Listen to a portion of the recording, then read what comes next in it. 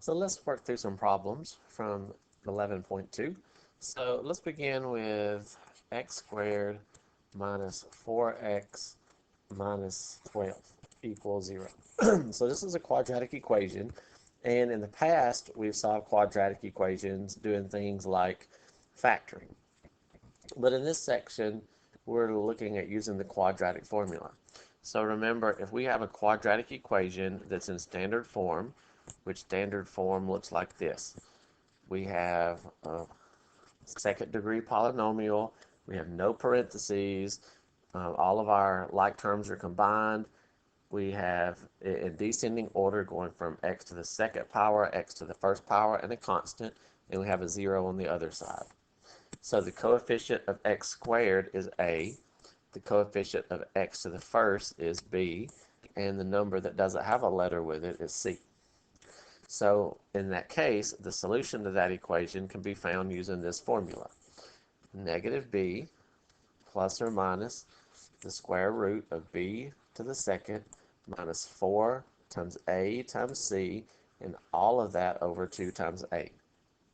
So it's just a matter of finding out what a, b, and c are, substituting in them into the formula, and then simplifying this expression. So put parentheses around every number you plug in, so you have a negative from the formula, and then in this case, b is a negative number, plus or minus the square root, negative 4 to the second, minus 4 times, since there's not a coefficient of x squared, it's an understood 1, and c is negative 12. And on bottom, we have 2 times a.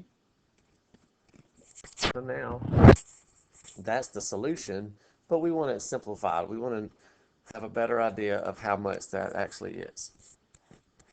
So minus a negative makes this a positive 4, plus or minus the square root of negative 4 to the second, that's 16. Negative 4 times 1 is negative 4. Negative 4 times negative 12 is positive 48. Negative times negative makes a positive. 4 times 1 times 12 is 48. 16 plus 48 is 64. So under the radical, we get 64. On bottom, 2 times 1 is 2. Now we need to simplify this more. We have 4 plus or minus. The square root of 64 is 8. That's a perfect square, so we know it. And then we have 2 on bottom. Now we just need to simplify this. This is 2 solutions. The plus or minus means we have one solution where we use the plus and one solution where we use the minus. So one solution is 4 plus 8 over 2. One solution is 4 minus 8 over 2. So 4 plus 8, that's 12. 12 divided by 2 is 6. On the other one, 4 minus 8 is negative 4. Negative divided by positive is negative, and 4 divided by 2 is 2. So each of those are solutions to this equation. It turns out that one would have factored to x minus 6, x plus 2. If we set each factor equal to 0, we would have gotten 6 here and minus 2 there. So that would have been the faster way to have solved this one. But the quadratic formula is also a way to solve this particular one. So the quadratic formula will solve any of them, whether it factors or whether it doesn't factor.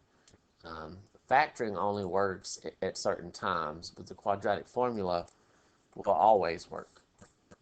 So if you struggle with one and you're like, I can't figure out how to factor it, don't worry too much about getting it factored. Just go ahead and plug it into the quadratic formula and simplify.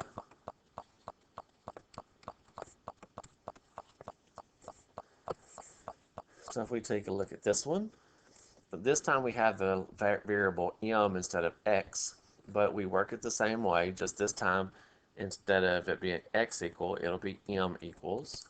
but the formula is still the same. It's still the opposite of b plus or minus the square root of b squared minus 4 times a times c all over 2 times a. So for us, a is 2, b is 2, and c is negative 3. So it's minus 2 plus or minus the square root of 2 squared minus 4 times 2 times negative 3. All of that over 2 times 2. So up front we have a minus 2 or a negative 2. Under the radical we have 2 to the second, which is 4. We have a negative times a positive times a negative, which is positive. 4 times 2 is 8. 8 times 3 is 24. And then we add those. 4 plus 24 is 28. So that's what we get under the radical, 28. And we end up with 4 on bottom. Now we have to be careful, because remember when we were working with the chapter that had fractions in it, if something is a term, we're not allowed to use that as a term to reduce that fraction. So we can't say, well, 2 and 4 reduce, because they would reduce if this was the only thing on top, but since it's not the only thing on top, we can't reduce those currently. So if we simplify that square root, I'm just going to come over on the side and say, well, what does the square root of 28 make? 28 has a perfect square in it, 4.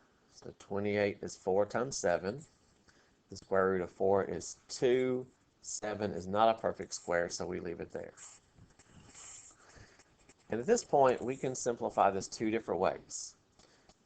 The way we did it in the past was, if we have a common factor on top, we factor out that common factor.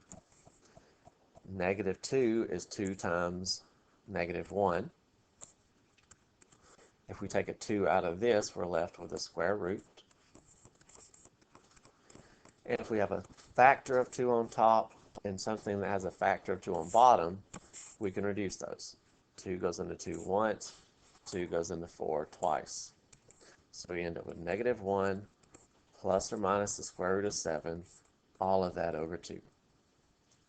So we just have a common factor, pull it out front, and since that's a factor now, that will reduce.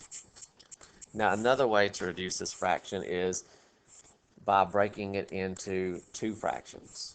Since we have 2 terms, something plus something, we can take each term on top and divide it by the denominator. 2 over 4 and the 2 square roots over 4. And since nothing in this fraction, nothing is being added to the 2, in this case we can reduce this. So that makes negative 1/2. Since nothing is being added to this 2, in this fraction 2 is a factor, 2 reduces, it goes into 4 twice, so square root of 7 over 2. So these two things are equivalent. You can write it either way.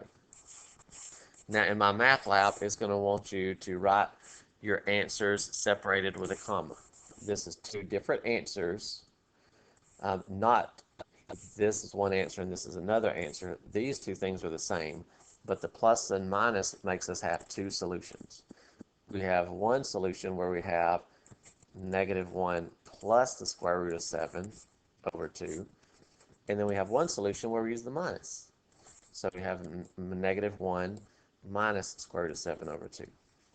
So my math lab is going to say, if you have 2 solutions, write the first solution, put a comma, and then write the other solution. In the previous example, it was clear that we had 2 different solutions. Here, there's nothing you can do to combine negative 1 and square root of 7. Those are not like terms like we had in the previous problem over here, where 4 and 8 are like terms. So when we split it up, we could combine the 4 and the 8. Even if we split it up like this, we can't combine the terms on top, not like terms. So On the test, I would be fine with you leaving it that way if there's not a way to simplify that by putting those together or anything. But for MyMathLab, they're going to want you to write them separately, separate the plus and the minus, and put a comma in the middle. Now, some of our problems are not going to have it in standard form. So if it's not in standard form, then we have to put it in standard form. So let's suppose we have x squared plus 4x equals negative 13. So if we have one like this, in order to use the formula, we have to have a 0 on one side. So to make the right side 0, we would add 13 to both sides.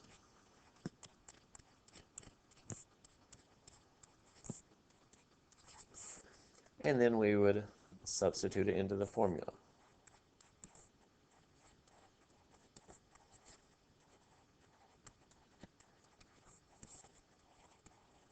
So x equals negative, parentheses, what's b?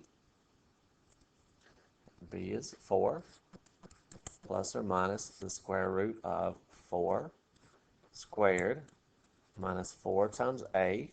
What's a? It's 1 because x squared has an understood 1 as its coefficient, times c, and c is 13. All of that over 2 times a. So we have a negative 4 plus or minus, under the radical 4 squared, 4 times 4 is 16. Negative times positive makes a negative. 4 times 1 is 4, times 13 is 52. 2 times 1 is 2. So under the radical, if we do 16 minus 52, we end up with negative 36. Well, we can't take the square root of a negative. Well, that's true, but we can deal with imaginary numbers. So the square root of a negative is imaginary. The square root of 36 is 6. Remember, the square root of a negative is negative.